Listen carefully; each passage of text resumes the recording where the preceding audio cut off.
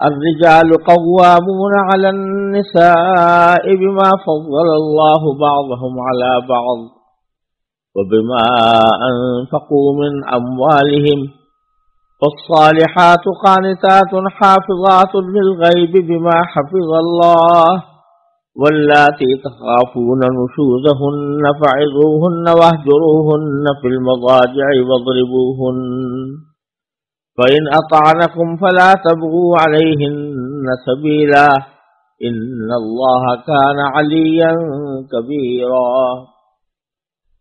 سورہ نساء کے آغاز سے اللہ تبارک و تعالی خاندانی زندگی سے متعلق اہم احکام بیان فرما رہے ہیں۔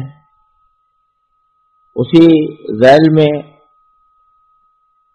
میراث کے وقت احکام کا بھی ذکر آیا تھا، اور یہ بات بھی پیچھے آئی تھی کہ عورتوں کی میراث جبکہ وہ اسبا ہوں تو اس وقت جو ان کی میراث آدھی رکھی گئی ہے مرد کے مقابلے میں، اس کے اوپر ایک اشکال پیدا ہوتا تھا کہ کیوں کم رکھی گئی۔ تو اس اشکال کا جواب دینا بھی مقصود ہے، اور پھر خاندانی زندگی کا ایک اہم بنیادی اصول بھی بیان کرنا مقصود ہے۔ چنانچہ ان آیات میں وہ بنیادی اصول بیان فرمایا گیا ہے۔ آیات کا ترجمہ یہ ہے، الرجال قوامون علی النساء، مرد عورتوں کے نگراں ہیں، بما فضل اللہ بعضهم علی بعض، کیونکہ اللہ نے ان میں سے ایک کو دوسرے پر فضیلت دی ہے، وبما انفقوا من اموالہم، اور چونکہ مردوں نے اپنے مال خرچ کیے۔ یہ اصول ایک بیان فرمایا جا رہا ہے کہ مرد عورتوں کے اوپر نگراں ہیں۔ لفظ استعمال کیا گیا ہے قوام۔ قوام یہ مبالغے کا صیغہ ہے اور قیام سے نکلا ہے۔ قیام کے لفظ معنی کھڑے ہونے کے ہوتے ہیں، اور جب اس کے بعد علا آ رہا ہو تو اس کے بعد ہوتا ہے کسی چیز کی نگرانی کرنا، کسی چیز کی ذمہ داری اٹھانا۔ مرد اور عورت زندگی کے دو پہیے ہیں جو ایک ساتھ زندگی گزارتے ہیں اور زندگی کا سفر اکٹھا طے کرتے ہیں۔ تو اللہ تبارک و تعالی نے یہ ضروری سمجھا، یہ ضروری قرار دیا کہ ان میں سے کسی ایک کو امیر بنایا جائے، اور سفر کے اندر جس طریقے سے حکم دیا گیا ہے کہ جب بھی تم کو سفر کرو تو اپنے میں سے کسی کو امیر بنا لو۔ ہر اجتماعی زندگی میں یا اجتماعی کام میں شریعت کا مزاج یہ ہے کہ وہ کسی نہ کسی کو امیر بنا کر وہ اجتماعی کام انجام دیا جائے۔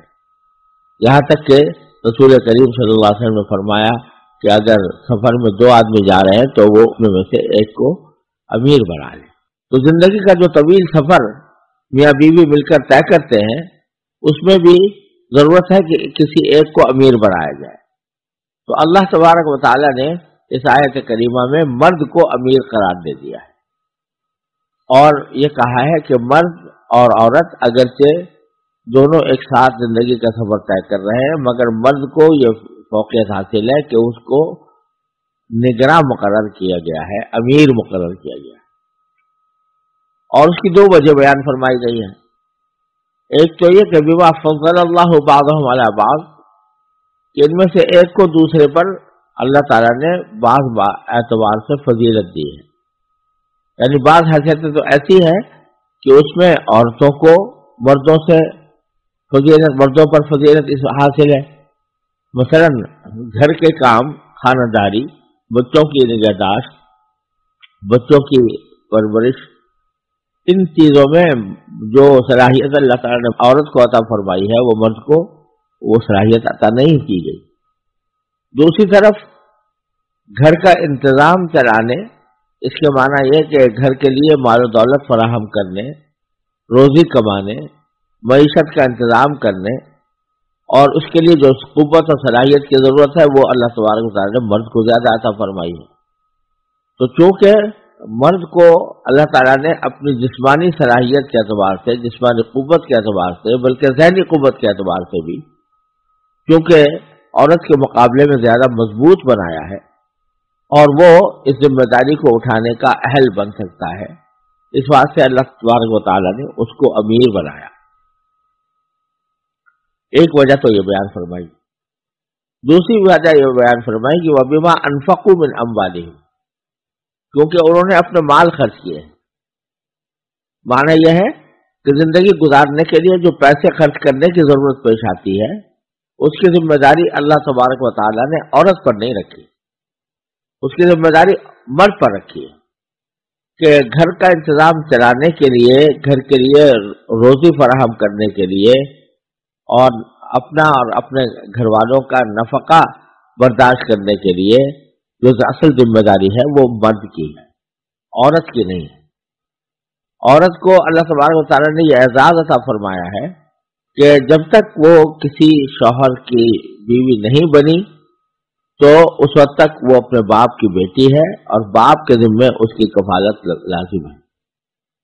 اس کو اپنا نفقہ حاصل کرنے کے لیے کسی گھر سے باہر جا کر کوئی مزدوری محنت کرنے کی ضرورت نہیں ہے، بلکہ باپ کے ذمے ہے کہ اس کا خرچہ پورا اٹھائے۔ اور اگر اس کی شادی ہو گئی ہے تو شادی ہونے کے بعد اس کا نفقہ اٹھانے کی تمام تر ذمہ داری شوہر کے اوپر عائد ہوتی ہے۔ کسی بھی موقع پر شوہر اس سے مطالبہ نہیں کر سکتا کہ تم میرے لیے روٹی کماؤ، جیسا کہ آج بظاہر مغربی تہذیب کے آزاد معاشرے کے اندر عورت کی آزادی کے نام پر اس کو اس بات کا مکلف کر دیا گیا ہے کہ وہ گھر کا کام بھی کرے اور باہر سے روٹی بھی کمانے کے لیے شوہر کی ذمہ داری اٹھانے کے اوپر اکتفا نہ کرے، بلکہ خود اپنی روٹی خود کمائے، اپنی روزی خود کمائے۔ یہ شریعت کا تقاضا نہیں ہے۔ عام حالات میں شوہر کے ذمہ ہے کہ وہ عورت کے لیے نفقے کا انتظام کرے اور روزی کمانے کا تمام تر کام وہ خود اٹھائے، اس کی ذمہ داری اس کے اوپر عائد ہوتی ہے۔ تو یہ جو کہا فرمایا گیا کہ بِمَا أَنفَقُوا مِنْ أَمْوَالِهِمْ، تو اس میں ایک معاملہ تو یہ ہے کہ روزی کمانے کی تمام تر ذمہ داری مرد پر عائد ہوتی ہے، عورت پر عائد نہیں ہوتی، الا یہ کہ خاص حالات ہوں جس کے میں کسی عورت کا نہ کوئی باپ ہو، نہ بھائی ہو، نہ شوہر ہو، تو ایسی صورت میں عورت کے لیے بھی بے شک اس کو بعض اوقات کمانا پڑتا ہے، لیکن ایسی صورتیں عام حالات میں پیش نہیں آتی۔ یہ ایک نادر صورتیں ہیں، استثنائی صورتیں ہیں جن کے اوپر کوئی حکم نہیں لگایا جاتا۔ عام حالات میں مرد ہی پیسے خرچ کرتے ہیں اور وہی مرد پیسوں کا انتظام بھی کرتے ہیں۔ اسی سے اس اشکال کا بھی جواب ہو گیا جو میراث کے سلسلے میں پیش آیا تھا کہ میراث اسبات میں سے اگر مرد ہے تو اس کو دگنا ملتا ہے اور عورت ہے تو اس کے مقابلے میں گہرا ملتا ہے، گویا عورت کا حصہ مرد سے آدھا ہے۔ تو اس کا بھی ایک طرح سے جواب ہو گیا کہ اس کو مرد کا حصہ دوگنا ہونے کی ایک وجہ یہ ہے کہ اس کے اوپر مالی ذمہ داریاں عائد ہیں جو عورت کے اوپر عائد نہیں ہوتی، اس لیے اس کا حصہ دوگنا رکھا گیا ہے۔ یہ وجہ نہیں ہے کہ عورت اور مرد کے درمیان اپنے رتبے کے اعتبار سے کوئی فرق ہے یا رتبہ عورت کا بہت زیادہ کم ہے مرد کے مقابلے میں، یہ مقصود نہیں ہے، بلکہ ذمہ داریوں کا لحاظ رکھتے ہوئے اللہ تبارک و تعالیٰ نے یہ میراث کے اندر یہ فرق کیا ہے۔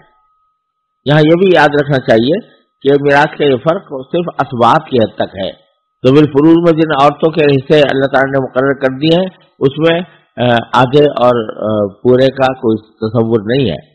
جیسے کہ اگر کسی شخص کی ماں کا انتقال ہو، کوئی شخص اپنی ماں کو چھوڑ کر جائے تو ماں کو چھٹا حصہ ملتا ہے اور باپ چھوڑ کر جائے تو اس کو بھی چھٹا حصہ ملتا ہے۔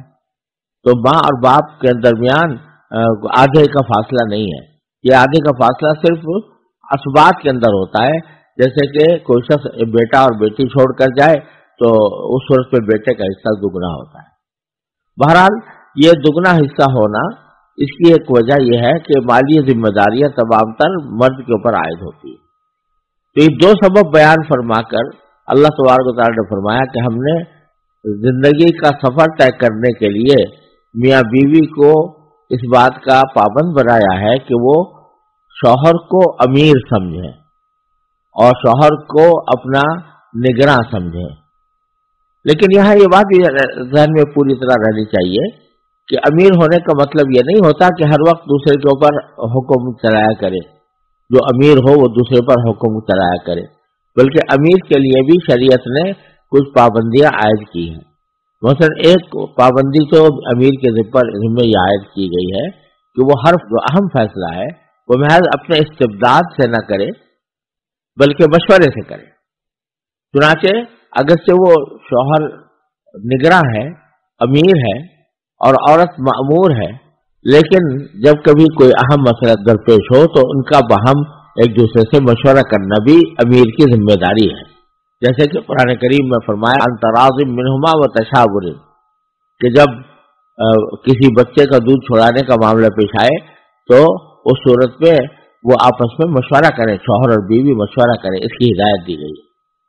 दूसरे, हाकिम होने के माना या अमीर होने के माना ये नहीं है कि बस हुक्म ही चलाया करे और अपने आप को कोई तकब्बुर के साथ बड़ा समझे और औरत को अपने मुकाबले में हकीर समझे, ऐसा नहीं है। बल्कि कुरान करीम में दूसरी जगह खुद फरमाया है कि दर हकीकत हमने शौहर और बीवी का जो रिश्ता रखा है तो उसके लिए लफ्ज कुरान करीम में इस्तेमाल किया जअल बैनकुम मवद्दतम व रहमा, कि अल्लाह तबारक व तआला ने शौहर और बीवी के दरमियान मवद्दत और रहमत पैदा कर दी। मवद्दत का तर्जमा दोस्ती और मोहब्बत से किया जाता है और रहमत का तर्जमा एक दूसरे के ऊपर रहम करने से किया जाता है। यानी मियां बीवी का जो ताल्लुक है उसकी जो फितरत है वो मवद्दत और रहमत की है, यानी एक दोस्ती का ताल्लुक है, मोहब्बत का ताल्लुक है और एक दूसरे के ऊपर रहम करने का ताल्लुक है। तो असल ताल्लुक तो ये है, लेकिन एक इंतजामी जरूरत के तहत मर्द को अमीर बना दिया गया है। तो उसके माना ये नहीं है कि वो अमीर बनकर वो दोस्ती का ताल्लुक छोड़ दे, दोस्ती के ताल्लुक को छोड़कर और वो एक आमिर बनकर औरत के ऊपर मुसल्लत रहे, ये मुराद नहीं है। बल्कि मुराद यह है कि वो दोस्ती का ताल्लुक बरकरार रखते हुए बाहमी मशवरे से बिल आखिरी फैसला शौहर का होगा और आखिरी फैसला शौहर ही का तस्लीम किया जाएगा। और इसी बात की तरफ कुरान करीम ने सूरह बकरा में भी इशारा फरमाया है, जो पहले गुजर चुका है, कि वलहुन्ना मिस्लुल्लज़ी अलैहिन्ना बिल मारूफ, यानी जितने हुकूक मर्द के औरत पर है वैसे ही उसी किस्म के हुकूक औरत के मर्द पर भी है। लेकिन साथ में वलिर्रिजाली अलैहिन्ना दरजा, शौहरों को उनके ऊपर एक दर्जा फौकियत हासिल है। वो फौकियत, उस फौकियत का बयान यहाँ पर बहैसियत अमीर किया गया है। लिहाजा इसका ये मतलब समझना बिल्कुल गलत है कि वो कोई आमिराना अंदाज में बीवी के साथ पेश आए, बल्कि एक दोस्ताना अमीर है, दोस्ताना अमीर है, मोहब्बत और रहमत के साथ ताल्लुक रखते हुए जब कभी अव्वल तो मशवरा किया जाए और अगर मशवरे में इख्तलाफ हो जाए तो उस सूरत में फैसला शौहर का मोतबर होगा घर के खानदानी अहम मामलात में। ये मकसूद है रिजालु कव्वामून अलन निसा का। फिर आगे अल्लाह तबारक व तआला फरमाते हैं फस्सालिहातु कानितात, जो नेक औरतें हैं यानी नेक बीवियां मुराद है यहाँ पर। तो नेक बीवियों की क्या सिफात होती है, उनमें से दो सिफतें अल्लाह ताला ने बयान फरमाई। एक ये कि वो कानितात होती है। कानितात के माना है फरमा बरदार, कुनूत से निकला है और इसके माना फरमा बरदारी और इताअत के आते हैं। यानी अगरचे जैसा मैंने अर्ज किया दोनों मियाँ बीवी के दरमियान मवद्दत और रहमत का ताल्लुक है, लेकिन इंतजामी मामलात के लिए शौहर को अमीर बनाया गया है। लिहाजा अगर कभी शौहर अपने उस अमीर होने की हैसियत में कोई बात कहे बीवी से, तो बीवी अच्छी बीवी वो होती है और नेक बीवी वो होती है जो उस बात की इताअत करे, यानी उस बात को माने। तो कानितात यानी वो फर्मा बरदार होती है और बात को मानने वाली होती है। दूसरी सिफत बयान फरमाई हाफिज़ात लिल गैबि बिमा हफ़िज़ल्लाह, कि वो मर्द की गैर मौजूदगी में उस अपनी जान की भी, अपने नफ्स की भी اور شوہر کے مال کی بھی حفاظت کرتی ہیں اللہ تعالیٰ کی دی ہوئی حفاظت کے ذریعے۔ اللہ تبارک و تعالیٰ نے جو حفاظت کے ذرائع عطا فرمائے ہیں تو ان حفاظت کے ذریعے مرد کی غیر موجودگی میں بھی اس کے حقوق کی حفاظت کرتی ہیں۔ یعنی جب مرد گھر پر نہیں ہوتا تو مرد کے مال و اسباب جو گھر کے اندر موجود ہیں ان کی حفاظت بھی بیوی کا فرض ہے، اور خود اپنا حفاظت بھی بیوی کا فرض ہے کہ کسی غیر مرد کو بغیر شوہر کی اجازت کے اپنے گھر میں نہ آنے دے۔ اسی طرح جب تک کہ شوہر کی اجازت نہ ہو اس کا مال کسی اور مصرف میں خرچ نہ کرے جب تک کہ شوہر کی اجازت نہ ہو۔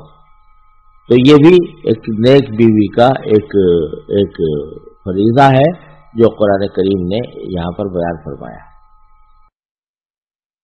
یہ مرد اور عورت کے رشتے کی ایک حقیقت بیان کرنے کے بعد اللہ تبارک و تعالیٰ نے ایک اور اہم مسئلے کی طرف متوجہ فرمایا ہے کہ اگرچہ شوہر اور بیوی کا تعلق محبت کا ہونا چاہیے، رحمت کا ہونا چاہیے، اور شوہر کو امیر کی حیثیت سے زندگی گزارنی چاہیے، عورت کو اس کی اطاعت کرنی چاہیے، لیکن اس زندگی کے سفر میں لازماً ایسی صورتیں پیش آتی ہیں کہ جہاں بعض اوقات میاں بیوی کا اختلاف ہو جاتا ہے۔ اس اختلاف کی نوعیتیں دو قسم کی ہوتی ہیں۔ ایک تو کبھی معمولی اختلاف پیش آ گیا، شوہر کو بیوی سے کوئی ناگواری پیش آ گئی، بیوی کو شوہر سے ناگواری پیش آ گئی، اور معمولی معاملات کے اندر اختلاف پیدا ہو گیا، تو اس میں تو قرآن کریم نے پیچھے حکم یہ دیا ہے کہ فَإِن كَرِهْتُمُوهُنَّ فَعَسَىٰ أَن يَجْعَلَ اللَّهُ فِيهِ خَيْرًا كَثِيرًا۔ مردوں کو یہ فرمایا کہ اگر تمہیں کوئی اپنی بیوی کی کوئی بات ناپسند ہے تو یہ عین ممکن ہے کہ جس چیز کو تم ناپسند کرتے ہو اللہ تعالیٰ نے اسی میں بھلائی رکھی ہوئی ہو، جس کا حاصل یہ ہے کہ معمولی ناگواری کو برداشت کر لینا چاہیے اور اس کی وجہ سے کوئی آپس میں پھوٹ ڈالنے کا راستہ اختیار نہیں کرنا چاہیے۔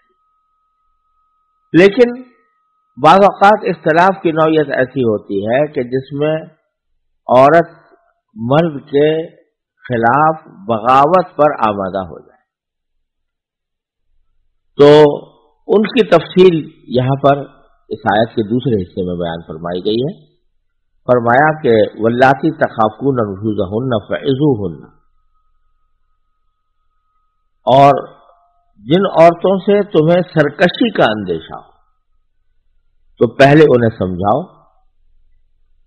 اور اگر اس سے کام نہ چلے تو انہیں خوابگاہوں میں تنہا چھوڑ دو، اور اس سے بھی اصلاح نہ ہو تو انہیں مار سکتے ہو، پھر اگر وہ تمہاری بات مان لیں تو ان کے خلاف کارروائی کا کوئی راستہ تلاش نہ کرو۔ اور یاد رکھو کہ اللہ تبارک و تعالی سب کے اوپر اور سب سے بڑا ہے، ان اللہ کان علیا کبیر۔ اس میں پہلی بات یہ سمجھنے کی ہے کہ لفظ استعمال کیا قرآن کریم نے نشوز کا، کہ اگر بیویوں سے تمہیں نشوز کا اندیشہ ہو۔ نشوز معمولی قسم کی کسی غلطی کو نہیں کہتے، کسی سے کوئی معمولی غلطی سرزد ہو گئی تو اس کو نشوز نہیں کہا جاتا۔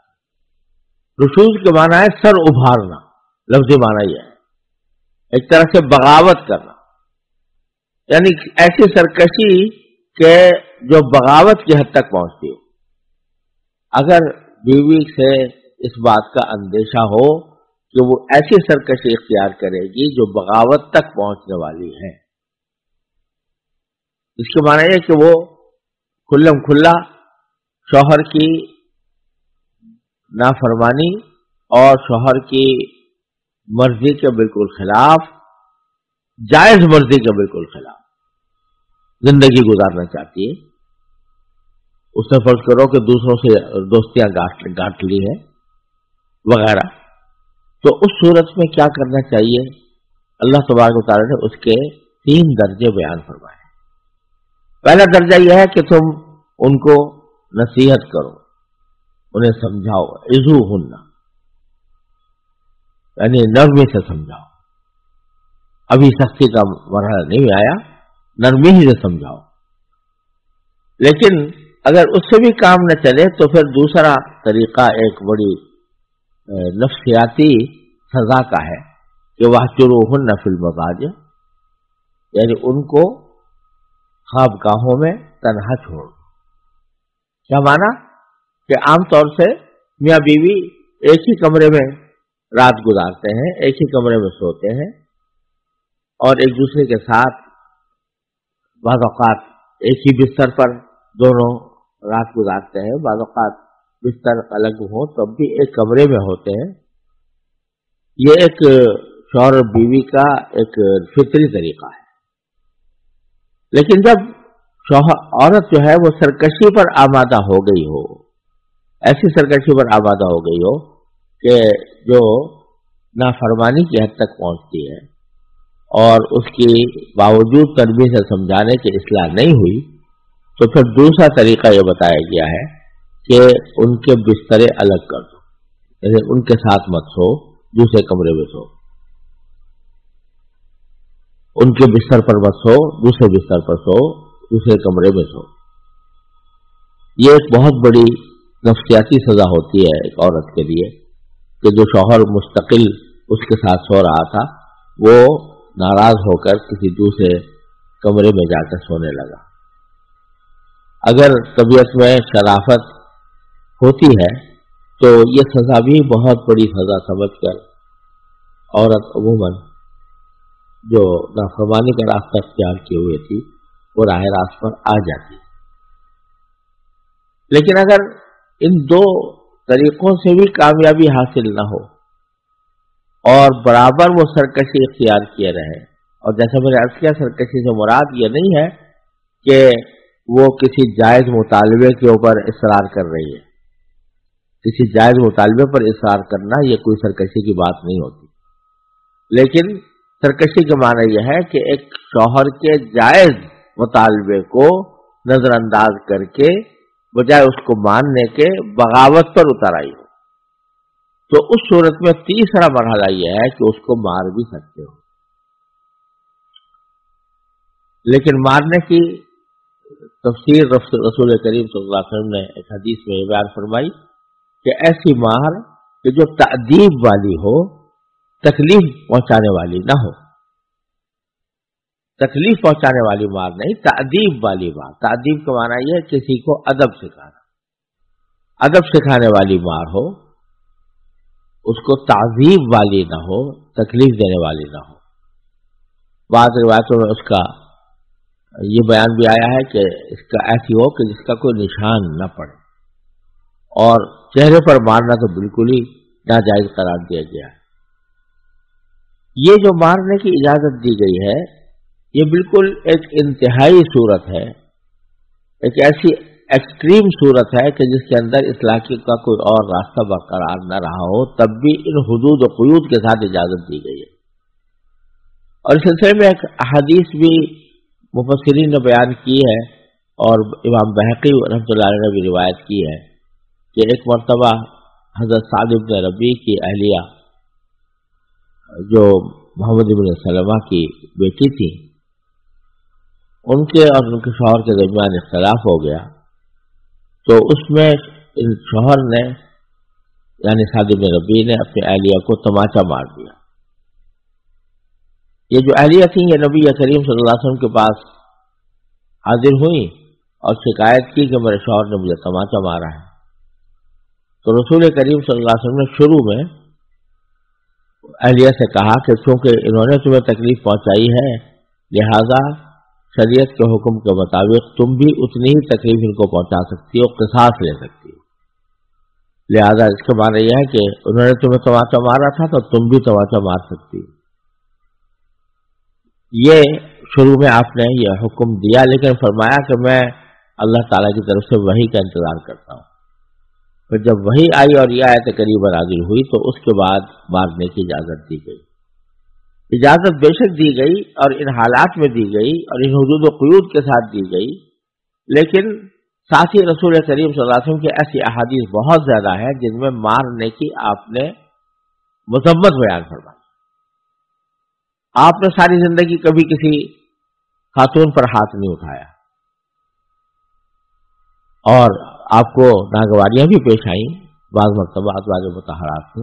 यहाँ भी हुआ, यहाँ तक भी हुआ कि एक मरतबा आपने 1 महीने तक अज़वाज मुतहरात के पास न जाने की कसम भी खा ली थी, लेकिन कभी मारने की नौबत नहीं आई। इसी तरह आपने अहादीस में मारने की मजम्मत बयान फरमाई।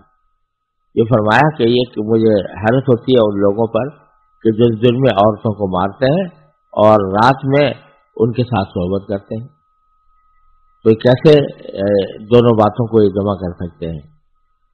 और ये भी फरमाया कि तुम में से वो लोग सबसे अच्छे हैं जो मारने से परहेज करते हैं। तो गरज मुतअद्दिद अहादीस में रसूल करीम सल्लल्लाहु अलैहि वसल्लम ने मारने की मजम्मत बयान फरमाई। खुद अपने तर्ज अमल में कभी मारने का इक़दाम नहीं किया और उन सब बातों के जरिए ये जो मारने की यहाँ पर इजाजत दी गई है उसको इसको हुदूद क़ुयूद के साथ मुक़य्यद फरमा दिया।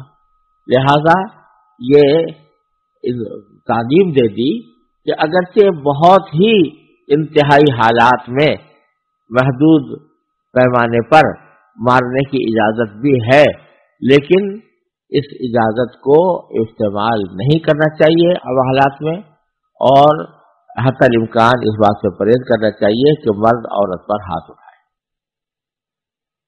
फिर फरमाया फ़अताअनकुम, अगर वो तुम्हारी बात मान लें, फला तबगू अलैहिन्ना सबीला, तो फिर उनके खिलाफ कार्रवाई का कोई रास्ता तलाश न करना, बल्कि इन्नल्लाह काना अलिय्यन कबीरा, ये समझ रखना कि अल्लाह तबारक व तआला सबके ऊपर और सबसे बड़ा है। लिहाजा ये जो बालौकात मारने का इक़दाम करता है शौहर, ये तकब्बुर की वजह से करता है। उसको खूब समझ लेना चाहिए कि अल्लाह तबारक व तआला उसके ऊपर है और सबसे बड़ा है। अगर वो हुदूद से तजावुज़ करके औरत पर जुल्म करेगा तो अल्लाह तबारक व तआला उसका इंतकाम लेगा, दुनिया और आखिरत में उसके लिए बेहतर नहीं होगा।